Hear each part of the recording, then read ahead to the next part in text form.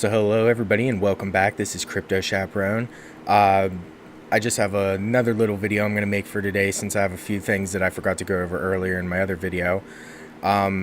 If you are if you have an account on Binance, they're actually running a community voting session right now where you're able to vote on one of these cryptocurrencies to be added to the Binance exchange. At first, it was Black Moon and Manetha that were pretty much taking the lead on it, but now it seems to be Substratum and Stocks have caught up, and it's between Manetha and those two at this point. So if you are interested in possibly making a little bit of money on this spike of one of these coins being added to the network, I'm sure in the next few days you'll see that. If you look now, we can look at each one of these coins. Just over the past 24 hours, Substratum is up 24%. So it seems like it has been growing, possibly due to the news just that it might be getting listed on Binance. Aside from that, we have Manetha. Manetha's down 11% over the last 24 hours. They are also sitting below... or no, they're sitting a little above initial ICO price. I think it was about 12 cents at the ICO. So yeah, they haven't been doing too well. And then you have these random high trades, which could just possibly be people buying their own Ether Delta trades or something that are really high up, or just mispriced Ether Delta trades that went through. Sometimes people will buy their own trade just to like mess up the market real quick on like a short 4-cent or $2 transaction, and they'll just take the loss just to make a blip on the scale like that to mess up the 24-hour charts. And also, if we look at stocks, they seem to not be doing so well either. They're up only almost 2% over the past 24 hours, but they're also sitting, I think, lower than what their initial ICO offering price was. So I'm not really sure about either of these two companies, Stocks and Substratum. I'm not sure what the teams are, the developing teams behind them. I'm not sure if I know Stocks was really shilled heavily by Floyd Crypto Mayweather, so I can't really see it having too much technological aspect behind it, seeing that it's probably more of just a security. Manetha is just kind of like a PayPal processing platform, but I haven't really seen too much development from their team. They're getting some small business in European countries, and some small collaborations over there, but nothing really to make the coin jump at all. And Substratum, I haven't really heard anything of. I'm not really too sure about this market. I'm definitely going to look into this to see what it's about. But it's been growing definitely steadily over the last week. Well, not week, 4 days. I'm assuming that's just probably because of the Binance situation. So it is definitely sitting 4% higher than any other coin at this point. And I'm not really sure how many people are on the Binance exchange, but it seems like there's probably about 8,000 votes here now, maybe a little less. So there's still a little bit more time. You have until October 5th. If you are a member of the Binance exchange and you want to log in and kind of put your 2 cents in on a coin maybe you have, or maybe you want to take the opportunity to try to buy and sell at a high point. Aside from this, Black Moon being on here at the opportunity, I also just got an email today. I copy and pasted it onto here. Black Moon is actually running a buyback opportunity right now. You can log into your Binance account, and they're having a buyback of 300. It's an equivalent of 342 Bitcoin and 21,952 Ethereum and 9,859 Litecoin, which comes out to an equivalated total of 28,918 Ethereum, or close. I think that's like $8.4 million. So it's a little. It's like a little under 25% of what their initial market capital was of their token sale of $30 million. So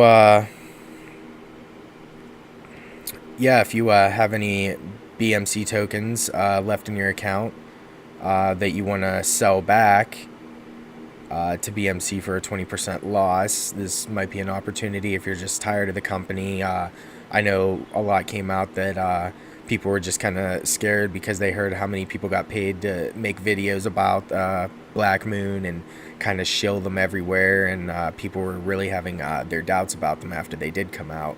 So that's why when it did hit Ether Delta, you did see that massive drop in coin price. But that's also just a lot of people trying to take their money out, people that are scared, people with the weak hands.